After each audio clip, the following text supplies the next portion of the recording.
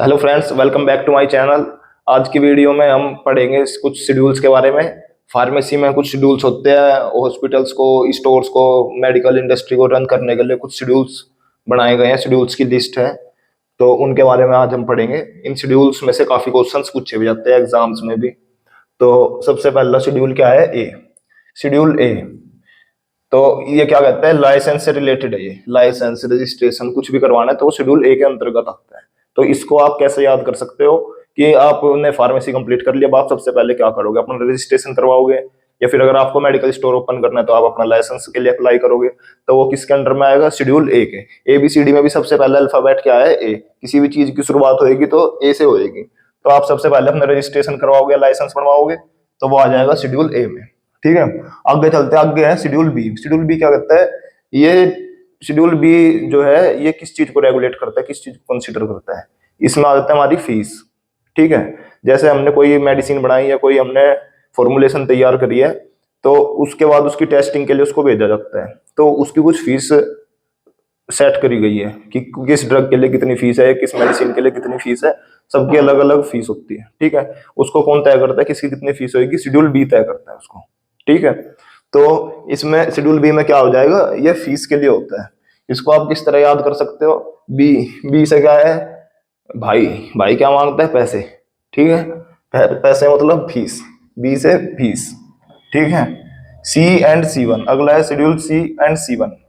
ये क्या कहता है? इसमें आ जाते हैं हमारे ये जैसे सीरा, टॉक्सिन्स, वैक्सीन्स, ये सब बायोलॉजिकल फ्लूइड्स जो हमारे होते हैं, बायोलॉजिकल प्रोडक्ट्स, ये आ जाते हैं शेड्यूल सी में।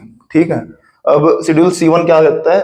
C1 में भी वही चीज है, बस C1 ये कहता है कि इसमें नॉन इंजेक्टेबल्स आते हैं। सी में तो सारे आ गई है, बायोलॉजिकल प्रोडक्ट्स, वैक्सीन, सीरा, टॉक्सिन्स, ये सब एंटीजेंस। C1 में वो आएंगे जो नॉन इंजेक्टेबल है। C1 कहता है कि इंजेक्शन के थ्रू आप नहीं दे सकते। ठीक है, फिर अगला है शेड्यूल डी। शेड्यूल डी क्या कहता है? Exempted from provision of import of drugs. ठीक है, कुछ ड्रग्स हैं उनको एग्जेम्प्ट किया जाता है। ठीक है, इंपोर्ट के। जैसे अब आप इसको इस तरह याद कर लो, सेक्शन डी के बच्चे होते हैं, वो आवारा होते हैं, वाहियात होते हैं। ठीक है, तो उनको कोई कंसीडर नहीं करता, उनको हर जगह एग्जेम्प्ट कर देते हैं कि भाई तुम्हें जो करना है कर लो, तुम्हें कोई नहीं रोकेगा टोकेगा। ठीक है, जो समझदार होएगा, जिसके लगेगी उसे ही तो रोकेंगे टोकेंगे, उसको ही तो समझाएंगे। ठीक है, लेकिन शेड्यूल डी में क्या है? गुंडे हैं, इन्हें कोई रोकता तो टोकता नहीं, इनसे सब घबराते हैं। तुम कर लो भैया अपनी मर्जी, जो तुम्हें करना है। ठीक है, तो शेड्यूल डी में क्या है? जो ड्रग्स है, कुछ ड्रग्स को वो एग्जेम्प्ट करा हुआ है। ठीक है, फिर अगला है शेड्यूल ई। ई क्या है? Poisonous substances. जैसे जो सब्सटेंस है पॉइजनस है, जहरीले हैं, ठीक है, वो शेड्यूल ई में आते हैं। इसको आप कैसे याद कर सकते हो? ई, जैसे कोई पॉइजन वगैरह है, जहर को देख के या जहर को खा के सब क्या करते हैं? ई, तो शेड्यूल ई में आ जाते हैं। ठीक है, तो ये 5 शेड्यूल आपको याद हो गए। शेड्यूल ए क्या है? लाइसेंस और डॉक्यूमेंटेशन से और रजिस्ट्रेशन से रिलेटेड। शेड्यूल बी क्या है? फीस से रिलेटेड है, कोई भी आपने मेडिसिन बनाई उसको आप टेस्ट के लिए भेज रहे हो, उसकी टेस्ट की क्या फीस होगी, शेड्यूल बी करेगा इस चीज को डिसाइड। शेड्यूल सी में क्या है? बायोलॉजिकल प्रोडक्ट्स आ गए आपके। शेड्यूल C1 में आ गए नॉन इंजेक्टेबल्स। फिर आ गया आपका शेड्यूल डी। शेड्यूल डी में क्या है? एग्जाम्प्ट किया हुआ है। ठीक है, और शेड्यूल ई में क्या है? पॉइजनस सब्सटेंसेस है। चलो अब आगे पढ़ते हैं। अब आगे आता है शेड्यूल एफ। शेड्यूल एफ में क्या आता है हमारा? Blood bank. ब्लड बैंक को रन करने के लिए जो भी रेगुलेशंस है वो सब किसके अंडर आती है? शेड्यूल एफ के अंडर में आता है वो। ठीक है, इसको आप ऐसे याद कर सकते हो। एफ मतलब, एफ से क्या होता है? फूट जाना, फूट गया, तो फूटने के बाद क्या निकलेगा? खून निकलेगा, ब्लड निकलेगा। ठीक है, तो वो आ गया शेड्यूल एफ में। फिर है F1। शेड्यूल F1 में आती है वैक्सीन। ठीक है, वैक्सीन के लिए जो भी रेगुलेशंस है वो शेड्यूल F1 में आती है। फिर है F2। F2 में क्या आता है हमारा? सर्जिकल ड्रेसिंग्स, पट्टियां, बैंडेजेस, ये सब आता है शेड्यूल F2 में।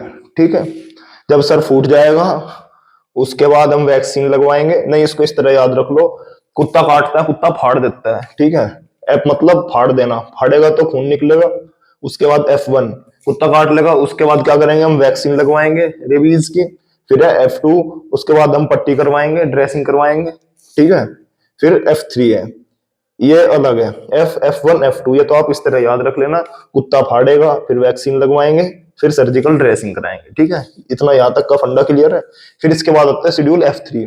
इसमें आता है हमारा sterilised umbilical tapes. Umbilical tapes क्या होते हैं? वो होते हैं जो हम एम्बिलिकल कोड पे लगाते हैं। एम्बिलिकल कोड क्या होता है हमारा, जो कोई न्यूबॉर्न बेबी होता है ना, जो उसका फूड पाइप होता है जो मदर को और बेबी को कनेक्ट करके रखता है, प्लेसेंटा होती है जो, वो अम्बिकल कोड होता है। ठीक है, जो नाभि के पास जो लंबा सा पाइप जैसा निकला रहता है, वो जो नली होती है, वो अम्बिकल कोड होता है। उसको काट देते हैं डॉक्टर नर्स जो भी होते हैं, जब बच्चा हो जाता है उसके ऊपर जो पट्टी करी जाती है उसको अम्बिकल टेप बोलते हैं। ठीक है, वो हमारा F3 में आता है। फिर है FF, schedule FF।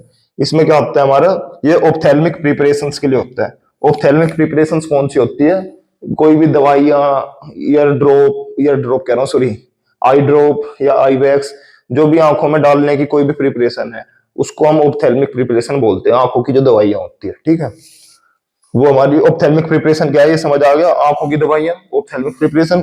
Schedule FF होता है ऑप्थेल्मिक प्रिपरेशन के लिए। इसको आप इस तरह याद कर सकते हो, FF को आप फूफा कह सकते हो। इसमें दो F आ रहे हैं। घर में कोई भी फंक्शन होता है, पार्टी होती है, हमारी सबसे ज्यादा नजरें, हमारी आंखें किस पे रहती है, फूफा पे रहती है। फूफा नाराज ना हो जाए, गुस्सा ना हो जाए। ठीक है, नजरें, इसमें क्या है, ऑप्थेल्मिक। ऑप्थेल्मिक मतलब आंखें, आंखों का कोई भी प्रिपरेशन। तो और फंक्शन में, पार्टी में हमारी आंखें किस पे रहती है, फूफा पे, डबल F। तो इससे आप याद रख सकते हो, FF है ऑप्थेल्मिक प्रिपरेशन के लिए। फिर है शेड्यूल G। शेड्यूल G में हमारे आते हैं मेनली हॉर्मोन्स, जो भी हमारी हार्मोनल प्रिपरेशंस है वो हमारी शेड्यूल जी में आती है। ठीक है, लेकिन इसमें सारे हार्मोन्स नहीं आते, जो हमारे सेक्स हार्मोन्स हैं,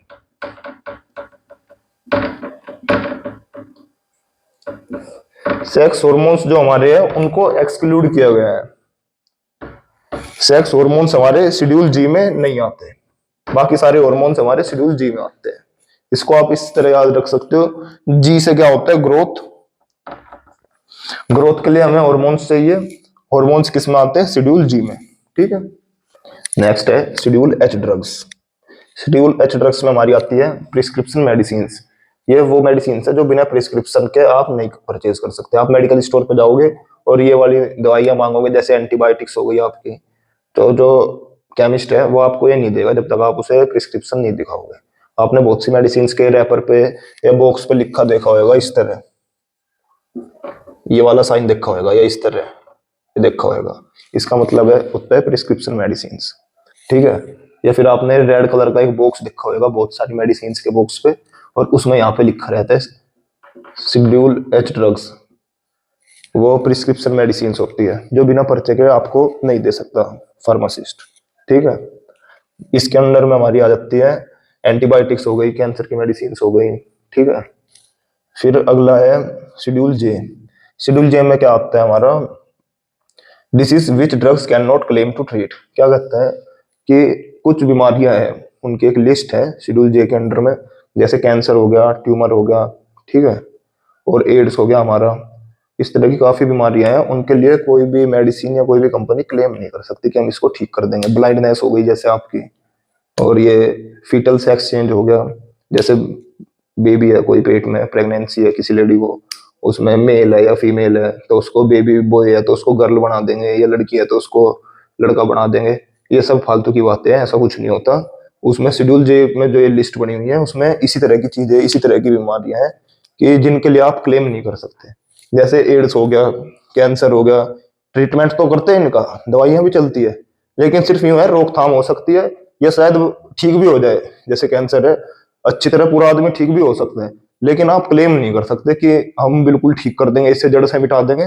कहीं इस तरह के पोस्टर वगैरह लिखे देखे होंगे कि कैंसर जड़ से खत्म कर देंगे, वो सब फालतू की बातें हैं, झूठ है वो। क्लेम आज तक कोई नहीं कर सकता इस चीज के बारे में।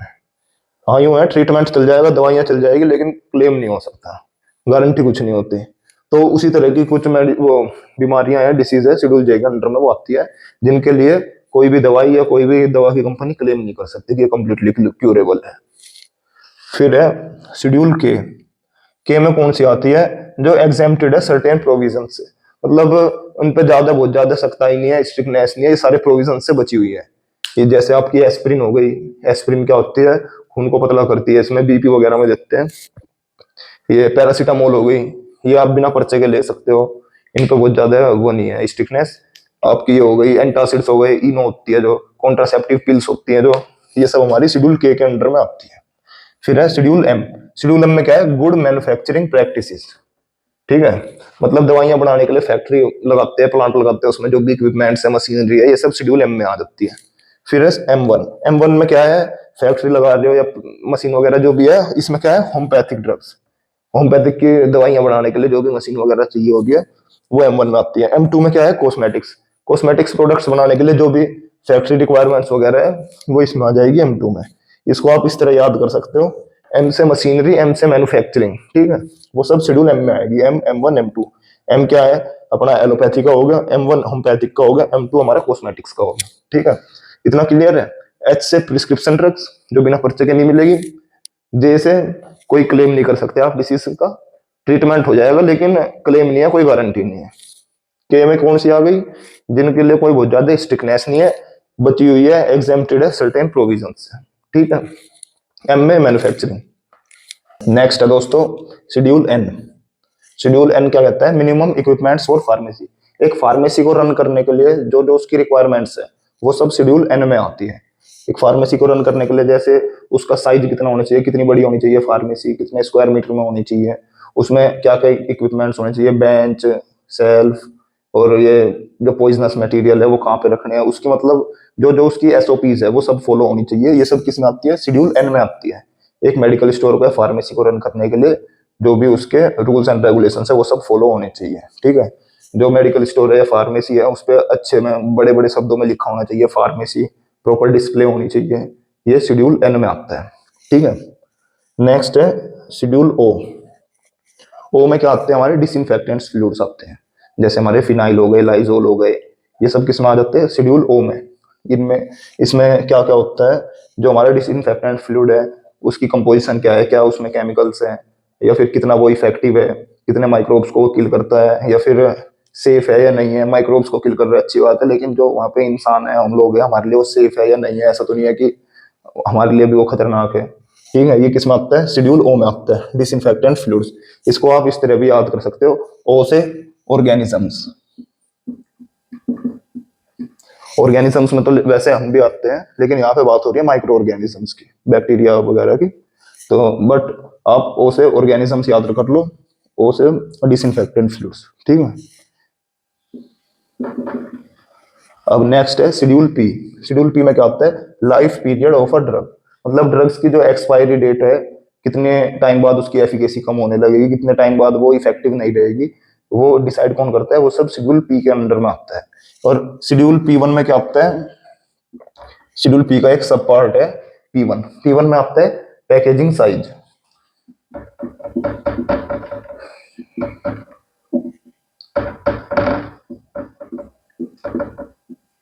जो हमारी दवाई है, टैबलेट है, कैप्सूल है या सिरप है, जो भी है, उनका जो साइज होना चाहिए, जैसे रैपर का साइज या हमारे सिरप की जो बोतल है उसका साइज, ये सब शेड्यूल P1 में आता है। शेड्यूल पी में क्या आता है, लाइफ पीरियड, उसकी एक्सपायरी डेट। अब नेक्स्ट है शेड्यूल क्यू। शेड्यूल क्यू में क्या आता है, कलर्स परमिटेड इन कॉस्मेटिक्स। जो हमारे कॉस्मेटिक प्रोडक्ट्स है उनमें जो हम कलर यूज कर रहे हैं, जो पिगमेंट्स यूज कर रहे हैं, जो हमारे सोप है, साबुन है, इनमें जो पिगमेंट्स यूज हो रहे हैं, कलरिंग एजेंट्स जो सब यूज हो रहे हैं, ये सब शेड्यूल क्यू के अंडर में आते हैं। ठीक है, नेक्स्ट है शेड्यूल आर। शेड्यूल आर में क्या आता है हमारा, स्टैंडर्ड्स फॉर मैकेनिकल कॉन्ट्रासेप्टिव्स। जो हमारे मैकेनिकल कॉन्ट्रासेप्टिव्स है, जैसे हमारे कॉपर टी हो गया, कॉन्डोम्स हो गए, ये सब शेड्यूल आर के अंडर में आते हैं। इसको आप इस तरह याद कर सकते हो, आर से रिप्रोडक्शन, रिप्रोडक्शन को कंट्रोल करने के लिए हम क्या यूज करते हैं, मैकेनिकल कॉन्ट्रासेप्टिव्स, जैसे कॉन्डोम्स हो गए, कॉपर टी हो गए, ये हमारे शेड्यूल आर में आ जाएंगे। ठीक है, नेक्स्ट है शेड्यूल एस। शेड्यूल एस में हमारे आते हैं स्टैंडर्ड्स फॉर कॉस्मेटिक्स। कॉस्मेटिक्स में जैसे हमारे हेयर ऑयल हो गए, शैम्पू हो गए, स्किन क्रीम हो गई, स्किन पाउडर हो गए, ये सब शेड्यूल एस में आ गए। कॉस्मेटिक्स में जो भी प्रोडक्ट्स यूज हो रहे हैं वो शेड्यूल एस में आते हैं। इसको आप इस तरह याद कर सकते हो, एस से सुंदर, सुंदर दिखने के लिए जो भी प्रोडक्ट्स यूज किए जा रहे हो, कॉस्मेटिक प्रोडक्ट्स होते हैं, तो वो आते हैं शेड्यूल एस में। ठीक है, नेक्स्ट है शेड्यूल टी। शेड्यूल टी में क्या आते हैं, जो हमारे आयुर्वेदिक और यूनानी ड्रग सिस्टम है ना, आयुर्वेदिक, यूनानी, सिद्धा, ये सब किस में आते हैं, शेड्यूल टी में। इनकी गुड मैन्युफैक्चरिंग प्रैक्टिसेस के लिए एक शेड्यूल सेट किया गया है, वो शेड्यूल टी है। उसके अंडर में आयुर्वेदिक और यूनानी ड्रग सिस्टम आता है। ठीक है, तो ये समझ आ गया। शेड्यूल एन क्या है? Minimum equipment for pharmacy, medical store run करने के लिए, फार्मेसी रन करने के लिए जो भी उसकी रिक्वायरमेंट्स होती है वो सब शेड्यूल एन में आती है। ठीक है, ओ में क्या आ गया? डिसइंफेक्टेंट्स आ गए हमारे, फिनाइल हो गया, ये लाइजोल वगैरह जो देखते हो आप, ये सब शेड्यूल ओ में आ जाते हैं। टी में आ जाते हैं life period of drug, drug की एक्सपायरी जो है, ड्रग का पैकेजिंग साइज जो है, वो सब शेड्यूल पी में आ जाता है। क्यू में हमारा आ जाता है कलरिंग एजेंट्स या फिर पिगमेंट्स जो साबुन में यूज हो रहे हैं, सोप में यूज हो रहे हैं, किसी क्रीम वगैरह में यूज हो रहे हैं, वो शेड्यूल क्यू में आ जाते हैं। फिर नेक्स्ट है आर, मैकेनिकल कॉन्ट्रासेप्टिव्स, ये रिप्रोडक्शन कंट्रोल करने के लिए यूज होते हैं। आर से रिप्रोडक्शन, इसमें हमारे आ गए ये कॉपर टी वगैरह आ गए। नेक्स्ट है शेड्यूल एस, एस में एस माने सुंदर, सुंदर कौन करता है? कॉस्मेटिक प्रोडक्ट्स करते हैं, हेयर ऑयल, ब्यूटी क्रीम हो गई, जो स्किन पाउडर हो गई, स्किन क्रीम हो गई, ये शेड्यूल एस में आते हैं। टी से आ गया हमारा आयुर्वेदिक और यूनानी सिस्टम को कंट्रोल करते हैं, जो गुड मैन्युफैक्चरिंग होती है इनकी, गुड मैन्युफैक्चरिंग प्रैक्टिसेस, वो शेड्यूल टी में आ जाती है। नेक्स्ट है दोस्तों शेड्यूल यू। शेड्यूल यू में क्या आता है? कोई भी ड्रग बनाने के लिए, मेडिसिन बनाने के लिए जो भी इंग्रेडिएंट्स यूज हुए हैं, रॉ मटेरियल यूज हुए हैं, उन सब की लिस्ट हमें देनी होती है।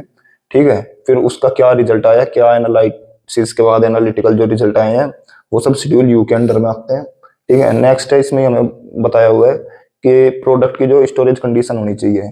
प्रोडक्ट्स के पीछे आपने लिखा देखा होगा, store in cool and dry place, keep away from heat, keep away from sunlight या फिर light, keep in dark place.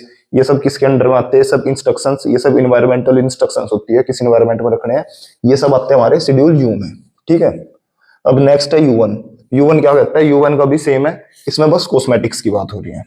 Schedule you में किसकी बात हो रही थी? ड्रग्स की और मेडिसिन की। शेड्यूल U1 में क्या बात हो रही है? U1 में भी सेम वही चीज है, ingredients, analytical results, storage conditions, लेकिन इसमें बात हो रही है कॉस्मेटिक्स की। ठीक है, ये जो है drugs, manufacturing, raw material and analytical results, ये इस तरह है। सेम यही चीज कॉस्मेटिक्स के लिए भी है। नेक्स्ट है शेड्यूल बी। शेड्यूल बी कुछ नहीं है, ये सिर्फ पेटेंट ड्रग्स के लिए होता है, जो ड्रग्स पेटेंट है। नेक्स्ट है शेड्यूल डब्ल्यू। शेड्यूल डब्ल्यू क्या कहता है? कुछ दवाइयां हैं, कुछ मेडिसिन है जो ब्रांड नेम से नहीं, अपने जेनरिक नेम से ही बिकेगी, ये शेड्यूल डब्ल्यू कहता है। ठीक है, drugs which can be marketed under generic name only. ठीक है, फिर नेक्स्ट है शेड्यूल एक्स। शेड्यूल एक्स क्या कहता है? जो भी हमारी मेडिसिन ये हैबिट फॉर्मिंग है या नशीले पदार्थ से बनी है, वो शेड्यूल एक्स में आती है। शेड्यूल एक्स में हमारी सारी नार्कोटिक ड्रग्स आती है। ठीक है, नार्कोटिक ड्रग्स जो भी है वो हमारी शेड्यूल एक्स में आएगी, ये हैबिट फॉर्मिंग होती है, ये इनका बहुत ज्यादा ड्रग एब्यूज किया जाता है, इसलिए ये बिना प्रिस्क्रिप्शन के आपको नहीं मिलेगी कभी भी, क्योंकि इनका ड्रग एब्यूज होने की वजह से इनके मिसयूज करे जाते हैं काफी ज्यादा। जैसे शेड्यूल एच मेडिसिन है, वो भी प्रिस्क्रिप्शन मेडिसिन से बिना पर्चे के नहीं मिलती। शेड्यूल एक्स जो है ये भी बिना पर्चे के नहीं मिलेगी। इनफैक्ट शेड्यूल एक्स जो मेडिसिन है, इनमें तो डेट भी मेंशन होती है कि आप जो पर्चा है, जो प्रिस्क्रिप्शन है, उस पर डेट मेंशन रहती है कब से कब तक की ये देनी है। ये बहुत ज्यादा क्वांटिटी में आपको नहीं देगा कोई भी फार्मासिस्ट। ठीक है, शेड्यूल एक्स मेडिसिन जो है किससे बनी होती है? मेनली जो है ये, जैसे अफीम, चरस, गांजा हो गया, अफीम को ओपियम पॉपी बोलते हैं, चरस को, गांजे को ये कैनबिस होते हैं, इनके डेरिवेटिव्स होते हैं, ये इनसे बनी हुई मेडिसिन होती है। और आप लोगों को पता ही होगा अफीम, चरस, गांजे नशे में यूज किए जाते हैं, मिसयूज होता है इनका। आपने नॉर्मली देखो पुलिस की कहीं रेड पड़ती है, कहीं से अफीम, चरस, गांजा इस तरह के प्रोडक्ट बरामद होते हैं, तो क्या सुना होगा आप लोगों ने कि नारकोटिक्स की रेड पड़ी, एनसीबी की रेड पड़ी। ठीक है, तो ये नशे के प्रोडक्ट से जो दवाइयां बनी होती है, इनके डेरिवेटिव से, वो शेड्यूल एक्स में आती है। आपने मेडिसिन पे लिखा देखा होगा, रेड कलर से एक्स लिखा रहता है, एक्स या फिर शेड्यूल एक्स, वो सारी हमारी शेड्यूल एक्स ड्रग्स होती है। ठीक है, नेक्स्ट है शेड्यूल वाई। शेड्यूल वाई क्या कहता है? कोई भी नई मेडिसिन जो है इंपोर्ट करने से पहले, सॉरी, इंपोर्ट करने के लिए कुछ रूल्स होते हैं, कुछ क्लिनिकल ट्रायल्स वगैरह हम करते हैं। उन ट्रायल का जो रिजल्ट आया है, ट्रायल के बाद जो एडवर्स रिएक्शन हुए हैं या जो आउटपुट मिला है, उस सब की लिस्ट हमें आगे सबमिट करनी होती है, वो सब शेड्यूल वाई के अंडर में आता है। ठीक है, तो इतना क्लियर है दोस्तों। शेड्यूल यू समझ आ गया था आप लोगों को? जो मैन्युफैक्चरिंग रॉ मटेरियल या उनका जो एनालिटिकल रिजल्ट है, वो सब शेड्यूल यू में आता है। U1 में हमारा कॉस्मेटिक्स के लिए आ जाता है। ठीक है, वी हमारा पेटेंट ड्रग्स के लिए, डब्ल्यू जो है हमारा जो ड्रग्स है वो सिर्फ जेनेरिक नेम से ही सोल्ड होएगी, उसके लिए। शेड्यूल एक्स में हमारी नार्कोटिक ड्रग्स या हैबिट फॉर्मिंग ड्रग्स आ गई, नशीली दवाइयां आ गई। शेड्यूल वाई में हमारा क्या आ गया? क्लिनिकल ट्रायल्स होते हैं, जो उनका जो रिजल्ट है या जो उनका डाटा है वो हमें सबमिट करना होता है, शेड्यूल वाई में आ गया। तो आज हमने सारे शेड्यूल पढ़ लिए दोस्तों। आई होप आपको अच्छे से समझ आए होंगे। अगर कोई सा शेड्यूल में आपको कोई डाउट है या नहीं समझ आया तो आप कमेंट सेक्शन में बताना, मैं उसको और अच्छे से समझाने की कोशिश करूंगा। Thank you.